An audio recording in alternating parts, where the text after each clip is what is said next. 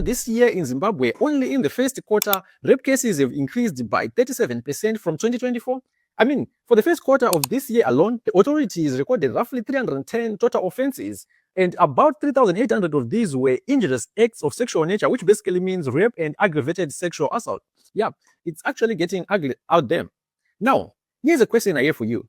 Should Zimbabwe introduce a public sex offenders registry? You know, that thing where once someone is convicted of rape, if released, they must be registered, and that information is put in a registry that is made public. Anyone can access it and probably see where they live. And before you say yes or no, I want you to hold to that thought. First, let's actually talk about rape itself, because there's more to it than just dragging someone down the street. Back in 2006, during my O-levels, we all thought rape only happened when some thug dragged someone down the street and forced themselves. It took me a whole 36 years to understand and realize, yeah, life doesn't come with subtitles, and that the law and court precedents recognize a much broader set of circumstances. Under the Criminal Law Codification and Reform Act, Sections 65 and 66, rape is just defined as a non-consensual penile penetration of a female, but aggravated indecent assault covers penetrative sexual assault against a male and other serious sexual offenses beyond that narrow common law definition. Statistically, children are especially heavily affected. For example, from January to September of 2022, a ministry report showed that 85% of the 435 rape cases involved minors. In many of these, trusted persons like fathers, uncles, and neighbors. In the first quarter of 2024, there were 3,562 cases of sexual violence, many within families. But here's a fact I bet most of Zimbabweans didn't know. If a woman forces a boy into sexual acts or penetration, it's not rape. But the criminal law code, it falls under aggravated indecent assault, not rape. Yep, Section 65 only talks about males having sex with females without consent. But don't be mistaken, aggravated sexual assault still carries severe penalties.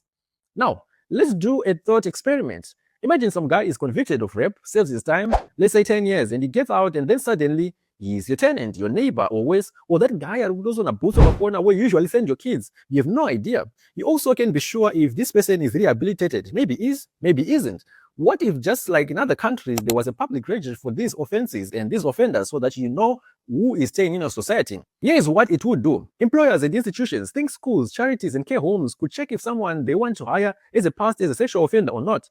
Protects also vulnerable people, and it also stops anyone thinking of repeating the crime, and they would know that their name and addresses could go public. And it can even help survivors feel some sense of justice, accountability as well in the open, instead of just hiding it under the rugs. But here's the other side. If it's made public, no, vigilante justice is the real risk. Not too long, as you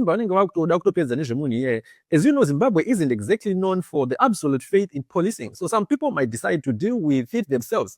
Or imagine just your name getting stuck there forever, even if you were innocent, or the courts messed up and permanently tarnished, life is ruined, even if you have saved your time.